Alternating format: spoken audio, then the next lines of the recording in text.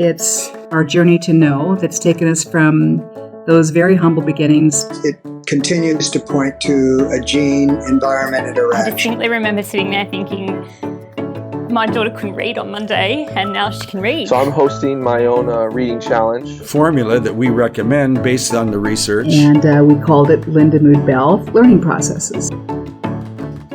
Welcome to the Lindamood-Bell Radio Podcast, where we explore topics in literacy and learning. I'm Dave Hungerford for Lindamood-Bell. Thanks for listening. Communities around the country are launching new dyslexia initiatives so struggling readers can get the help they need. Schools are challenged to ensure early identification and provide evidence-based intervention to all students who need it. Lindamood-Bell can help. Educators can learn our approach to literacy in a teacher workshop.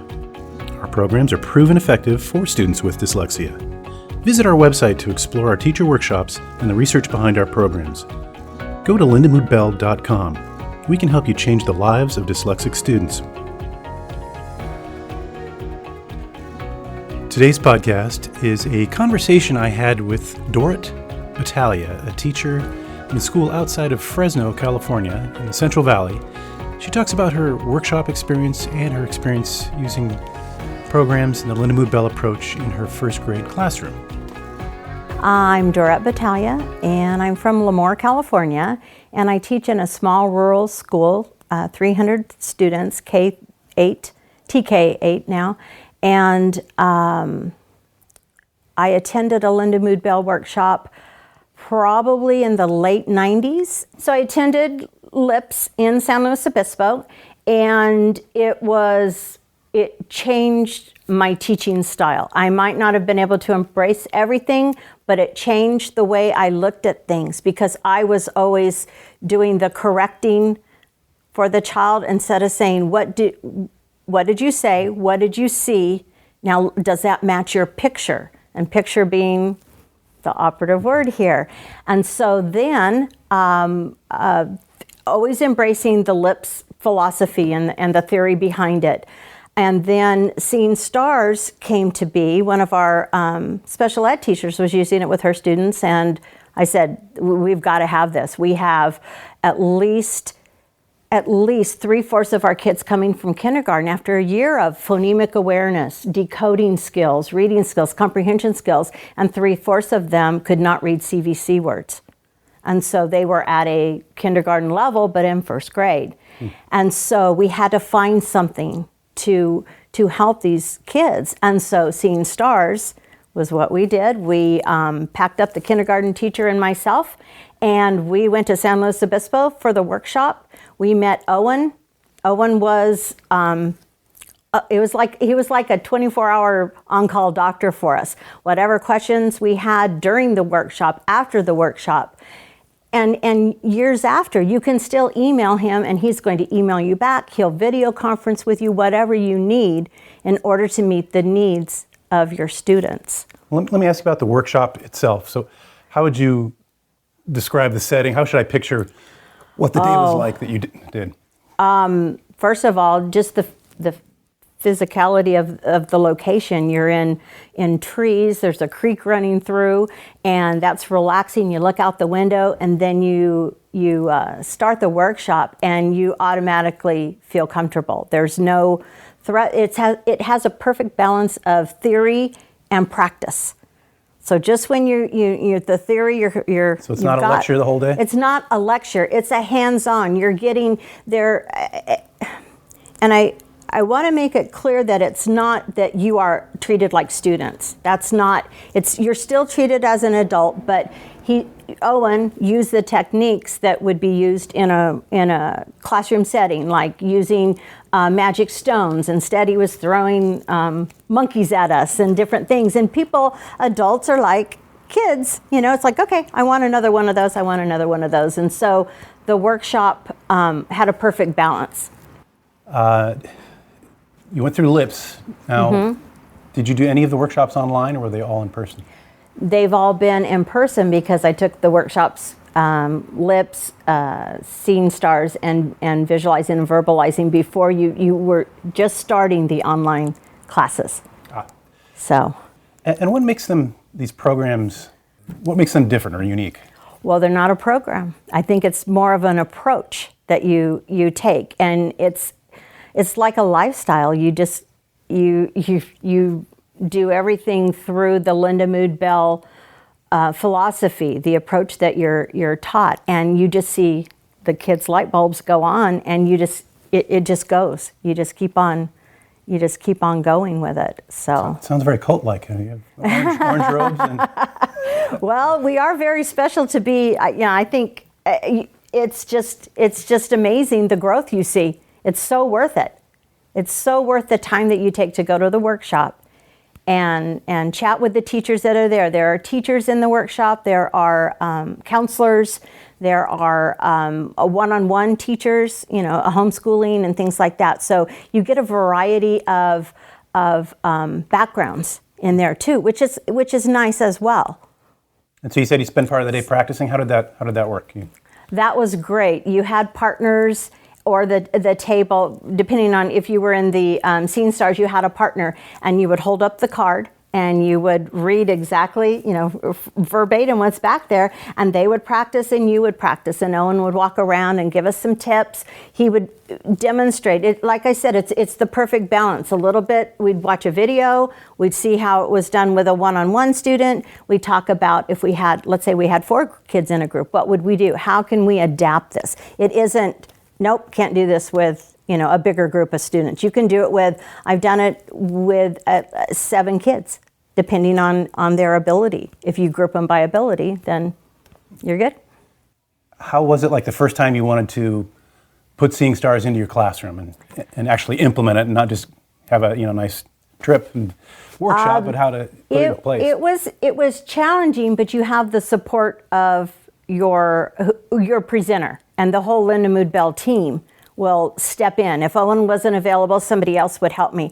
And I practiced it. I presented it to my kids, and I started actually, I went to the workshop in March, and I think I started in April once I got all my supplies, got my kit, and took off from there. And it's magic, just like the stones, the magic stones. Did you see results soon after? Yes. I wish I could have had enough hours with those students to take. I only had April and May, but those are some students that were picked up in 2nd grade, and they had Seeing Stars as well. So they were able to, what we have at our school, we have, I want to say about 75% of the primary teachers are trained in Seeing Stars and visualizing and verbalizing. And then our upper grade, let's see, 5th through 8th, visualizing and verbalizing. And they have aides that come in, and then if needed, they will do a Seeing Stars group. Last year we had 2 7th grade Seeing Stars groups. So it's not a grade level, it's a need level.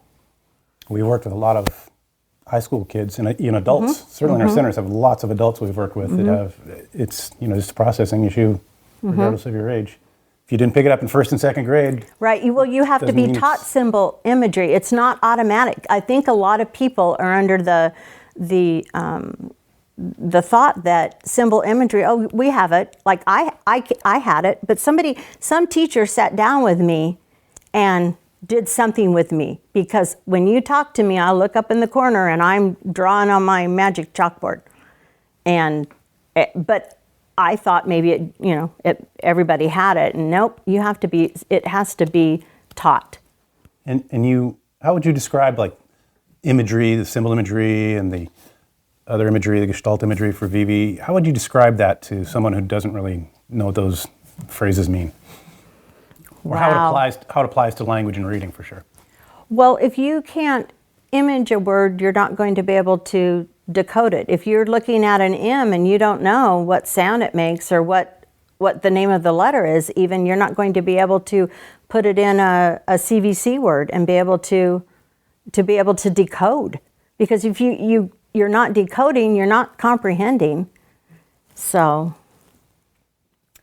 And so people, I have it on record, what's a CVC word? Consonant, vowel, consonant. And that's what I'm hoping here. I'm hoping that they come in at least reading maybe 15 CVC words. Nonsense words, real words. And the students who come in with a year of seeing stars in kindergarten and come into first grade, they get them all. They have all their sounds, they have their letters, they have their long vowels, short vowels, and they read all of the CVC words. So I just take off from there. And what type of students do you have here? Our students are predominantly Hispanic, and then we also have Native American students. Yeah, with our 300 kids, we have 21. Right now we have 21 Native American students. I have 2 in my classroom right now. So what's the agricultural output here? With the water, we have cotton now. We haven't had cotton in a while. A lot of trees are being put in, almonds, pistachios, walnuts, and we have not agricultural, but we have Leprino, which is a cheese factory. We have two of them in Lemoore, and so a lot of our parents work there and at the palace as well. And have you heard of Kelly Slater's Surf Ranch? Oh, it's awesome. Yeah.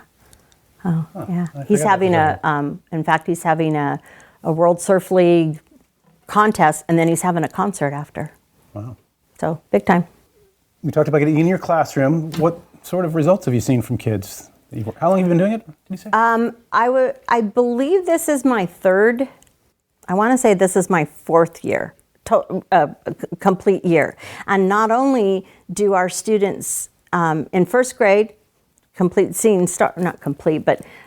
participate in seeing stars, our second grade teacher also does an intervention group after school, 4 days a week, and she uses seeing stars.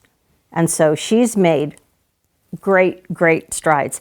I think Seeing Stars has increased our decoding, our word attack skills, the reading skills, probably 3/4 of a year to a year. Because a student used to come in, like I said, 3/4 of them at the K level, and I'd get them up to like K9, but I couldn't get them in that first grade level. And then now they're starting at KO, the ones that haven't had Seeing Stars in kindergarten, and they are going maybe 1.3, 1.4, almost a year and a half growth. And that's with at least 50 hours of instruction. I keep track of the attendance.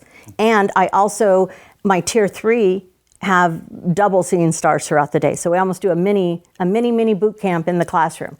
And so they love it because all the other kids are somewhere else, and they get our, either 1-on-2 or 1-on-4 attention. And so that you see growth. You see a child who could not read a CVC word, and at the end of the year, they're reading multisyllabic words. And one student, he would read, he was in his chair, and he would just,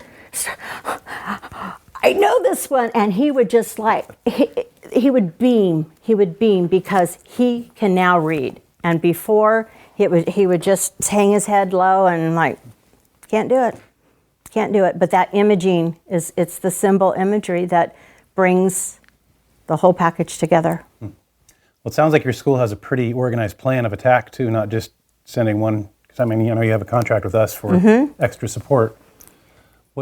What was the impetus to get kind of an organized plan as opposed to just sending a teacher to a workshop or two? We started off with a few of us going. The scouts went out and said that we need this approach. And so then we brought the Lindamood-Bell trainers to our school. And so we filled every chair, and we had instructional assistants in there, and we had teachers as well from every grade level. And not only were they trained in Seeing Stars, they were trained in visualizing and verbalizing as well. So that was a fantastic approach as well. And so now, since we have a majority trained, just a few do the online training. So. And everybody's speaking the same language then, I would presume. So almost, and what's neat about it is, we have some new teachers that their first year is a little rough, and we ask them, would you like to be trained in this program? And they're like, let me get my feet under, get my feet stable. And then the next year they're like, I want to go to the training. I want to, because they figured out that the tricks that they have, the Orton Gillingham, the zoophonics, the whatever, great pieces, but they're not coming together. There's a piece missing, and it's Lindamood-Bell. What were some of the challenges that you faced when implementing this program because it's different and addressing Well, the challenges, even after my years of experience of teaching, was you have to dive in. You have to do it. And you try it out, just like you do everything else. You bring in a few kids, but you have to also have some sort of guide to help you know which child would go better in this group. And so our first year, we tested every single K-1, 2 child at the school to get a handle on how to take the scores, figure out who belongs in what group, and how we can best help them. Do they need just visualizing and verbalizing? Some kids only needed visualizing and verbalizing. Others needed intense seeing stars. And so get them grouped and just dive in. It's not hard. It's just hard to get started. But once you start that group, you become addicted to it. It's helping these kids because they're getting excited. And if you are able to participate in the coaching that's offered through Lindamood-Bell, Seeing Stars coaching and visualizing and verbalizing coaching, that is the best thing ever. What you get is you have the choice.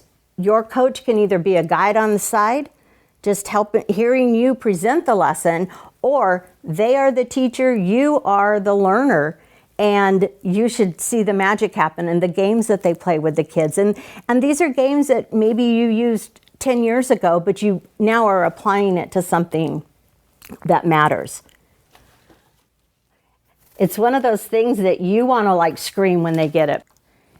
When you're in the Seeing Stars workshop, the teacher shows the letter card for a few seconds and says, after I take this card away, and I'm reading it right from there, say the letter names and sound as you write the letters in the air. And so you give them 3 seconds to look at it, you put it down, and all of a sudden you see these fingers go up.